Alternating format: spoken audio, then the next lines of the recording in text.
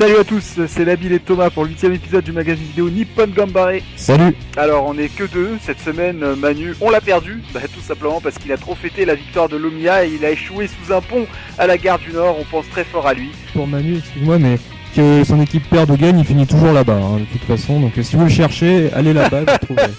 Voilà, comme ça s'est dit, le petit clin d'œil à Manu qui reviendra, on l'espère évidemment la semaine prochaine, dès qu'il aura retrouvé le chemin de son domicile. Allez, on s'intéresse à la première rencontre de cette 7ème journée entre le Jubilo Iwata qui recevait le Sanfrecce Hiroshima. Jubilo Iwata qui n'a toujours pas gagné le moindre match cette saison et qui compte sur cette rencontre pour emporter les 3 premiers points cette année. Et ça commence mal avec cette relance de Kawaguchi, passe décisive pour Isato Sato, c'est cadeau Thomas. Effectivement, oui, dès le début du match, ce coup de massue, surtout venant de Kawaguchi, qui est un gardien un peu légendaire au Japon. Alors j'aurais tendance à me réjouir des erreurs du Jubilo, mais sur ce coup-là, je trouve c'est un peu triste, quoi. C'est dommage. Et la réaction tout de suite du Jubilo Iwata, l'occasion ici, Kanazono et parade de Nishikawa. Et Jubilo qui va toujours pousser, on va à scène une occasion encore une fois. Ouais, on n'est pas loin du penalty sur ce coup-là, quand on le voit malmené par les défenseurs comme ça, on se dit qu'il n'y avait pas grand-chose à rajouter pour que ça siffle.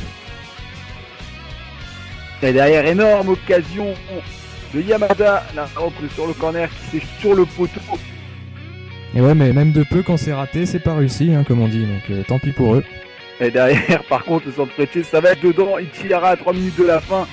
Et vient sceller la victoire pour le Sanfrecce Hiroshima qui s'impose 2-0. Et le Shonan Bellmare, l'un des promus de cette saison, accueillit un autre promu, l'Oita Trinita, qu'on a eu l'occasion de suivre la semaine dernière dans le magazine vidéo Nippon Ganbare. L'Oita Trinita qui reste sur une défaite de 3-2 à domicile et qui a besoin de points. Et ça va commencer fort pour les joueurs de l'Oita avec cette première occasion et ce premier but refusé pour une position de hors-jeu. C'était Taiki Takamatsu. Ouais, et directement la réaction en face avec ce coup franc qui cette fois n'est pas refusé, donc 1-0 pour Shonan. C'est encore l'image de Oita Trinita qu'on voit depuis le début de saison, c'est-à-dire qu'ils se défendent bien, mais ils ont toujours des problèmes pour gagner, quoi. Ils sont pas nuls, mais c'est difficile pour eux quand même. Ouais, donc, ce premier but, mais la réaction est immédiate par Gros Morishima, encore qui marque de la tête.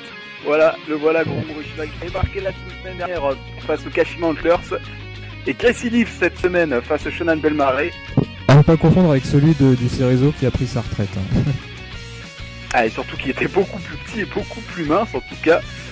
Derrière, le Shonan Bellmare a poussé et va être récompensé de ses efforts sur ce but. Ouais, c'est le but de Evian Tonon Gaillard contre le PSG, ça, qu'on vient de voir là. C'est exactement la même chose. Donc première entrée de la saison pour le Shonan Bellmare, ça fait 3 points et c'est mérité pour cette équipe. Bon, alors après le match des promus, on enchaîne avec le match du milieu de tableau entre Sagantos et Kashiwa Reysol. Sagantos est dans une mauvaise passe pour le moment, c'est un peu l'équipe décevante de ce début de saison, c'est toujours pareil, la deuxième saison c'est la plus difficile pour les promus.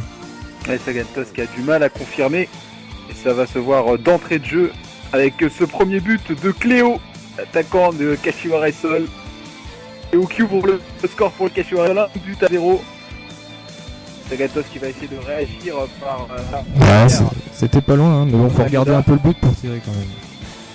Ouais, c'est vrai que la frappe est par en haut. Yoda qui n'a plus marqué depuis son hat-trick, c'était face au Jubilo Iwata si je me souviens, qui est en difficulté avec le Sagantos. Sagantos un petit peu coulé sur ce deuxième but des Kashiwa Reysol. Ouais, ils sont allergiques au centre, le Sagantos, les deux buts viennent du côté et le ballon atterrit dans la défense facilement, quoi. Alors pour le troisième par contre, il y a carrément plus de défense, quoi. C'est balle en profondeur, efficacité maximum, bien joué Kashiwa. Le but de Masakudo, en finale 3-0 pour les Kashiwa Reysol. Allez, le moment que vous attendez tous les buts de cette 7ème journée de J-League.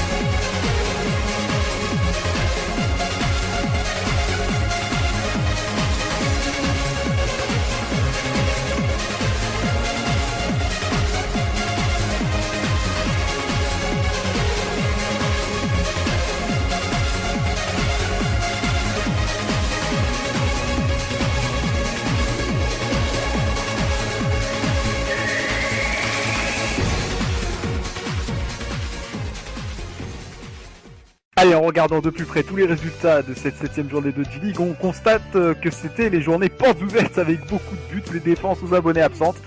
Et c'était aussi la journée des premières défaites avec les défaites des Reds d'Urawa sur la pelouse de l'Omi Ardija et de Yokohama. Première défaite de la saison pour Yokohama qui restait sur une série de 6 victoires consécutives. Une défaite 1-0 sur la pelouse de l'Albirex Niigata. Dans les autres rencontres, les Shimizu S-Pulse ont fait match nul. Thomas, un but partout face au Cerezo Osaka. Ouais, un match nul logique au vu du match. Chaque équipe a eu sa mi-temps et ses occasions, donc normal.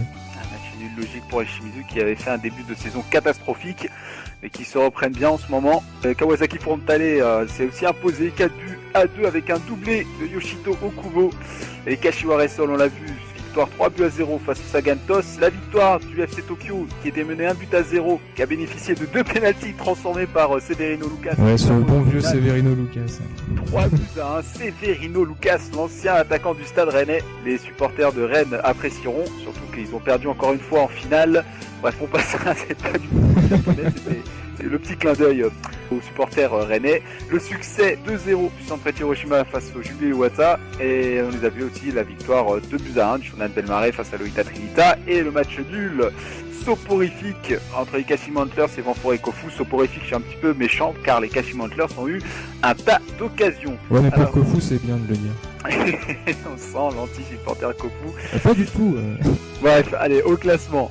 Qu'est-ce que ça donne? C'est simple, c'est la G-League, tout se resserre en haut du tableau. Les Yokohama Marinos qui comptaient 3 points d'avance n'en comptent plus qu'un avec la victoire de l'Omi Ardija qui revient à une unité. Les Reds d'Urawa sont derrière à 16 points, suivi du Sanfrecce Hiroshima des Kashima Antlers. Dans le bas du tableau, on retrouve le Jubilee Iwata, lanterne rouge, Thomas. Ouais, exactement. Alors, pour ceux qui comprennent pas pourquoi Thomas rigole, c'est parce que le Jubilee Iwata, c'est l'équipe rivale de Shimizu S-Pulse, donc dans le derby de ce qu'on appelle le derby. Tout le monde le sait. Tout le monde le sait depuis la semaine dernière. Bien sûr, mais c'est toujours bon de rappeler, imagine-toi les gens qui nous écoutent pour la première fois. C'est toujours bon de le rappeler si on gagne le match. Là on a gagné donc tu peux. Et donc derrière l'Oita Trinita et le Shonan Bellmare, il y a déjà un écart qui est creusé entre le Shonan Bellmare et l'Oita Trinita, 4 points entre les deux promus. Allez, on va profiter aussi de l'occasion pour juste vous rappeler qu'on a lancé un petit projet avec des maillots du football japonais, de la G-League, de l'équipe nationale. Alors une chose, la première à savoir, c'est que Nippon Gambare ne vend aucun maillot. Donc juste pour que les choses soient claires, on a simplement trié les offres qu'il y avait sur internet pour vous faciliter la tâche et on les a réunies sur une seule page. Alors si vous êtes intéressé, évidemment, ça se passe en page d'accueil ou sur le forum. Il y a des petits widgets avec les collections Nippon Gambare de maillots. Ce sont des maillots que vous pouvez acheter chez des marchands sérieux. Et c'est d'ailleurs toi, Thomas, qui a trié toutes les offres. Et tu peux nous dire quoi sur ces maillots que tu as sélectionnés?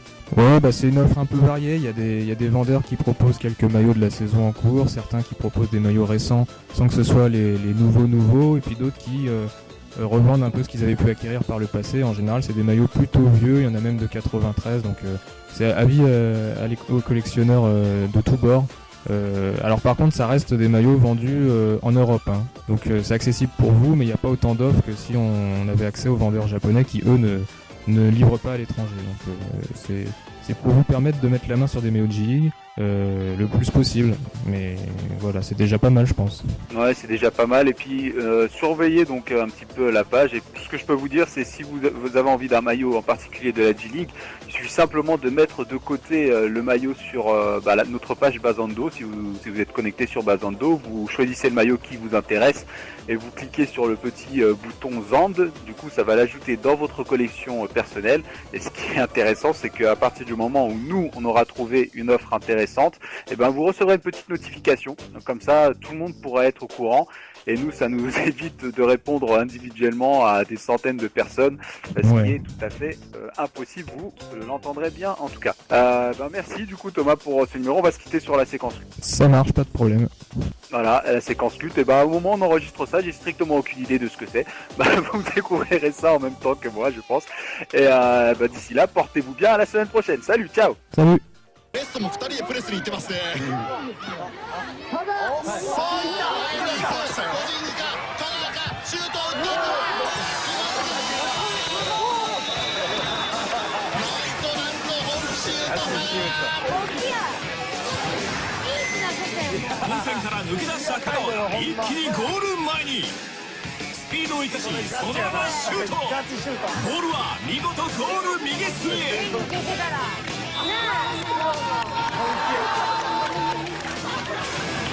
そしてその後もセレッソが猛攻を仕掛ける。小学生たちもちょっと遠慮してるんですかね。